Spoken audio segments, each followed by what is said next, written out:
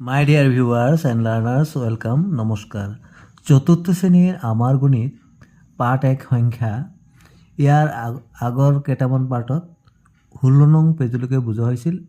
এই ভিডিঅ'টোত আমি 17 পেজৰ পৰা শিকিম। প্ৰথমটো হৈছে চিন্তা কৰি লিখা 8 নঙৰ পৰা সংখ্যাবোৰ যুগ্ম নে অযুগ্ম বিচাৰি উলিয়াই তালিকাখনত লিখা।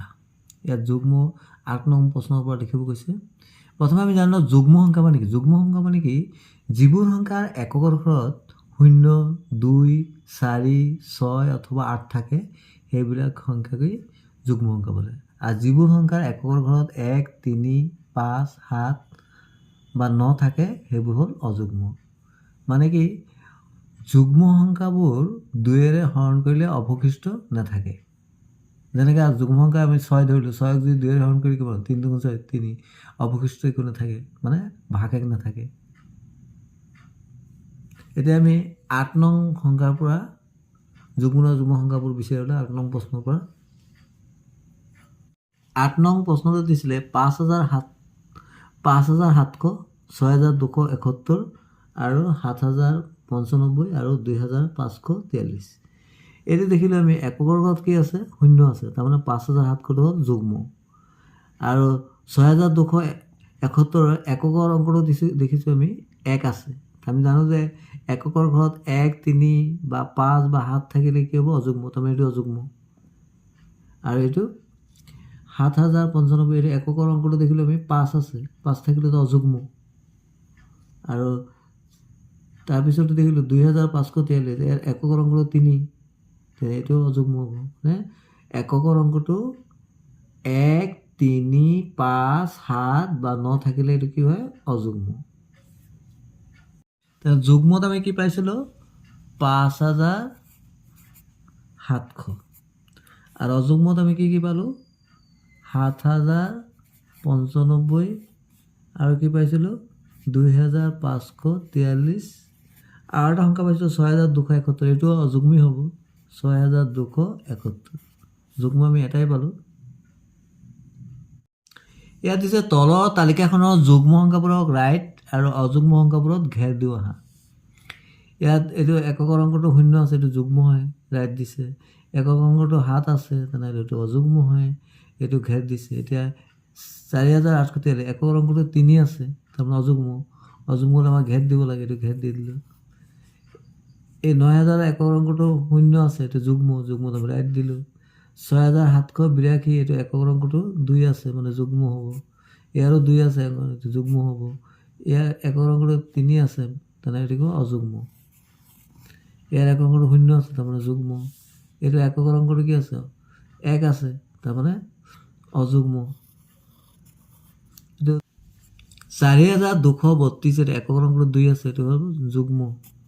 এইটো 3 আছে, 5,003, এইটো অযুগ্ম, অযুগ্মলৈ ঘেৰ দিব লাগিব। এইটো একৰ অংকটো 7 আছে, অযুগ্ম। একৰ অংকটো 1 আছে, অযুগ্ম। এই সংখ্যাটোৰ একৰ অংকটো 2 আছে, যুগ্ম। এইটো 9 আছে, অযুগ্ম। এইটো 0 আছে, যুগ্ম।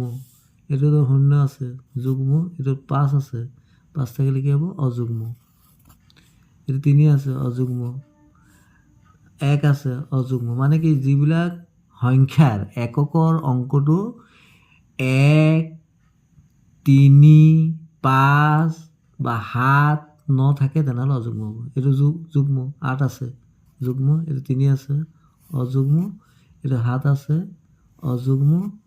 এইটো একক অংকটো 1 আছে, অযুগ্ম।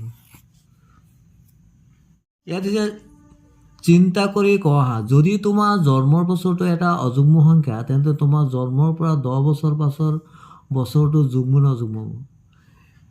তাৰমানে যদি জন্মৰ বছৰটো অযুগ্ম হয় তেনেহ'লে জন্মৰ পৰা 10 বছৰ পাছৰ বছৰটো যুগ্ম নে অযুগ্ম হ'ব। আমি জানো যে অযুগ্ম সংখ্যাৰ লগত যুগ্ম সংখ্যা যোগ কৰিলে অযুগ্মই হ'ব, তাৰমানে এইটো কি হ'ব, অযুগ্মই হ'ব। কি হ'ব, অযুগ্মই হ'ব। এতিয়া আমি প্ৰমাণ কৰি দেখুৱাইছোঁ। ধৰি লোৱা হ'ল তোমাৰ জন্ম তাৰিখটো 2013 চন। ইয়াৰ লগত যে আমি 10 যোগ কৰি কিমান হ'ব, 2023 হৈ যাব। তাৰমানে কি পালোঁ, একৰ অংকটো 3 পালোঁ, তেনে কি হ'ব, অযুগ্মই হ'ব।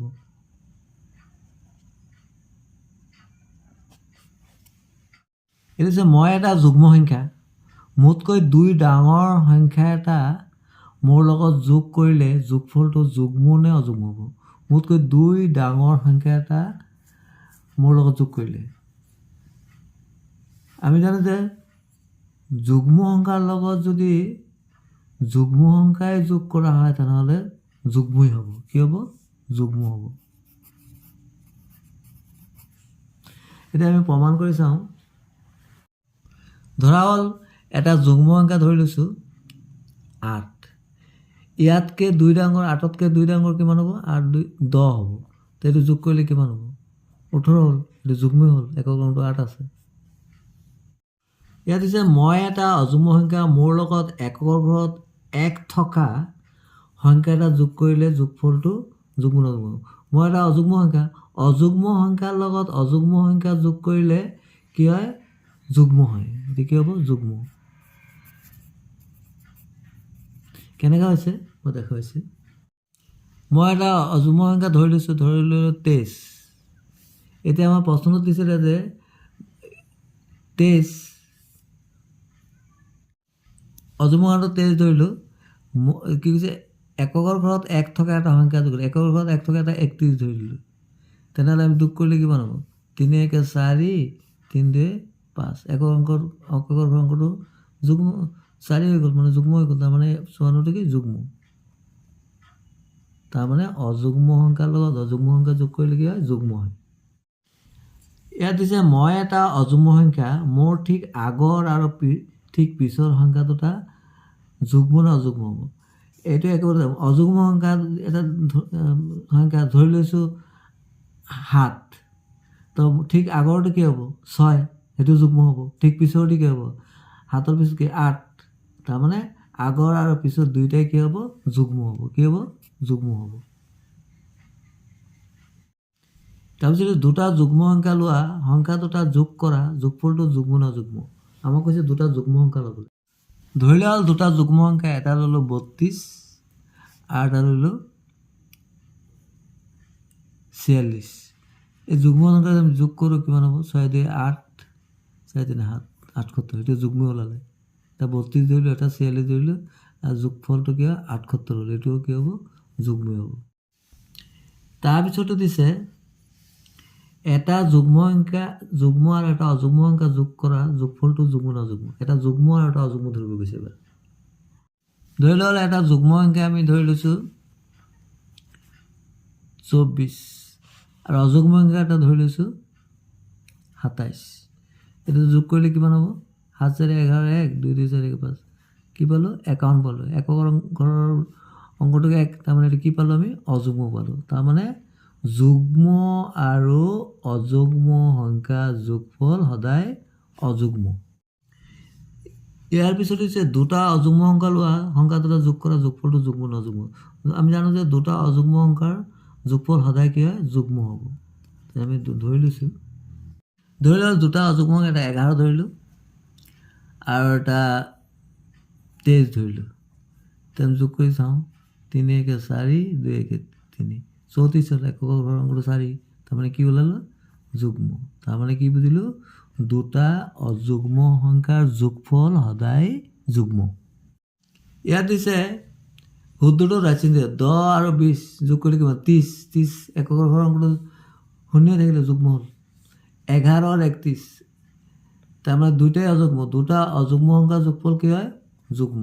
তাৰমানে আমি 31 আৰু 11 যোগ কৰিলে কিমান হ'ব? 42। তো একৰ ঘৰৰ অংকটো 2 হৈ যাব, তোমাৰ যুগ্ম। 20 আৰু 21, এটা যুগ্ম এটা অযুগ্ম সংখ্যাৰ যোগফল সদায় অযুগ্ম। দুটা যুগ্ম সংখ্যাৰ যোগফল সদায় যুগ্ম। এইটো যুগ্ম, এইটো যুগ্ম। যোগ কৰিলে 4 2 6, 46 হ'ব। তাৰপৰা দুটা যুগ্ম সংখ্যাৰ যোগফল সদায় যুগ্ম, এটা যুগ্ম আনটো অযুগ্ম সংখ্যাৰ যোগফল সদায় অযুগ্ম। 9999 যুগ্ম নযুগ্ম। এককৰ অংকটো দেখিলে আমি 9 আছে, 9 থাকিলেতো অযুগ্মই হয়। এইটো অযুগ্ম।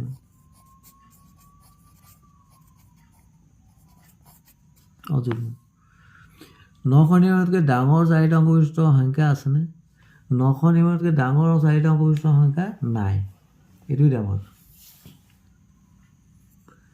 জানি থোৱা ৯,৯৯৯ লগত ১ যোগ কৰিলে কিমান হ'ব? ১০,০০০ হয়।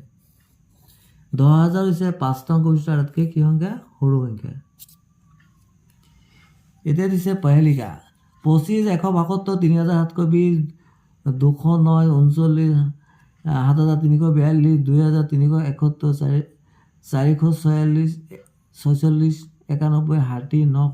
৯৯৯, ৯,৯৯২। সংখ্যাবোৰৰ তলৰ তালিকাখন ৰং নকৰাৰ ফলত থিয়কৈ আৰু পথালিকৈ এনেদৰে সজোৱা যাতে দুটা সংখ্যা এটা উমৈহতীয়া অংক থাকে। যেনে এটা সজাই দিছে ২,৩৭১ আৰু ২৫। এতিয়া আমি দেখিলোঁ যে এই ২৫ৰ আৰু ২,৩৭১ এটা উমৈহতীয়া অংক আছে, মানে দুইটাতে থকা। উমৈহতীয়া মানে কি? দুইটা থাকে। দুইটো মানে ২৫তো আছে, আকৌ ২,৩৭১তো আছে। এইদৰে আমি বেলেগ আৰু কেইটামান আমি ইয়াৰ পৰা লৈ এইদৰে সজাব দিছে। ধৰি লোৱা হ'ল ইয়াত আমি লিখি দিলোঁ ৭,৩৪২। এই যে ৭,৩৪২টো ইয়াত লিখি দিলোঁ। তেনেহ'লে আমি দেখিলোঁ যে ২,৩৭১ আৰু ৭,৩৪২ এটা উমৈহতীয়া অংক কি আছে? ৭ আছে। আৰু এটা আমি ধৰি দিছোঁ, ইয়াত লিখি দিলোঁ আমি, ইয়াত আমি ৪ দি দিলোঁ, ইয়াত দিলোঁ ৬, ৪৪৬টো লিখিলোঁ। এই ৭,৪৪৬ আৰু ইয়াত লিখি দিলোঁ ৬০ লিখি দিলোঁ। ৪৪৬ আৰু ৬০ এই সংখ্যা দুটাৰ এই ৬টো হ'ল উমৈহতীয়া অংক। ঠিক তেনেদৰে ইয়াত লিখি দিলোঁ ৩৯, ইয়াত লিখি দিলোঁ ৯৯৯, ইয়াত লিখি দিলোঁ ৯,৯০২।